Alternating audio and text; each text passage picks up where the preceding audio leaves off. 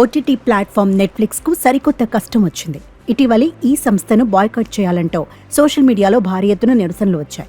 నెట్ఫ్లిక్స్ను unsubscribe చేయాలంటూ జూలైలో కొందరు నెటిజన్లు పిలుపునిచ్చారు.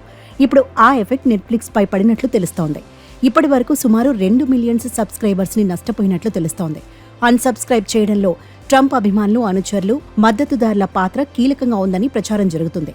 ఇది రీడ్ హేస్టింగ్స్ ఎండార్స్మెంట్ ఎఫెక్ట్ అని హ్యాంటెనా, బ్లూంబర్గ్ల పరిశోధనలో హైలైట్ చేయబడిందని అంటున్నారు.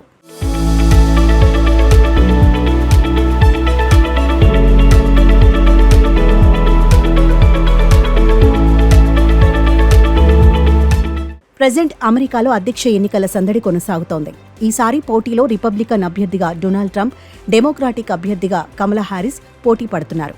ఈ సమయంలో కమలా హ్యారిస్కు నెట్ఫ్లిక్స్ వ్యవస్థాపకుడు రీడ్ హేస్టింగ్స్ భారీగా విరాళం ఇచ్చారని అంటున్నారు. ఇందులో భాగంగా సుమారు $7 మిలియన్ కమలా హ్యారిస్ ప్రచారం కోసం విరాళం ఇచ్చినట్లు ప్రచారం జరుగుతోంది. ఇప్పటి వరకు ఓ రాజకీయ పార్టీ ప్రచారాలకు హేస్టింగ్స్ ఇచ్చిన భారీ మొత్తం ఇదేనని అంటున్నారు. దీంతో సోషల్ మీడియాలో క్యాన్సిల్ నెట్ఫ్లిక్స్ అనే హ్యాష్ ట్యాగ్ దర్శనమిచ్చింది.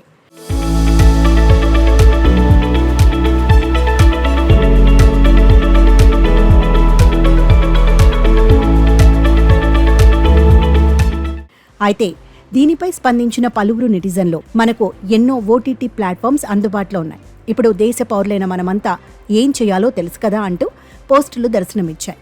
నేను నెట్ఫ్లిక్స్ను అన్సబ్స్క్రైబ్ చేశాను, ఇప్పుడు మీ వంతు అని మరో యూజర్ పోస్ట్ చేశాడు. అలా మొదలైన వ్యవహారం ఈరోజు నెట్ఫ్లిక్స్ను సుమారు 2 మిలియన్స్ మందే అన్సబ్స్క్రైబ్ చేసే వరకు వచ్చిందని అంటున్నారు. అయినప్పటికీ ప్రపంచవ్యాప్తంగా 277 మిలియన్లకు పైగా సబ్స్క్రైబర్లను కలిగి ఉన్న నెట్ఫ్లిక్స్ అతిపెద్ద స్ట్రీమింగ్ ప్లాట్ఫామ్గా ఉంది.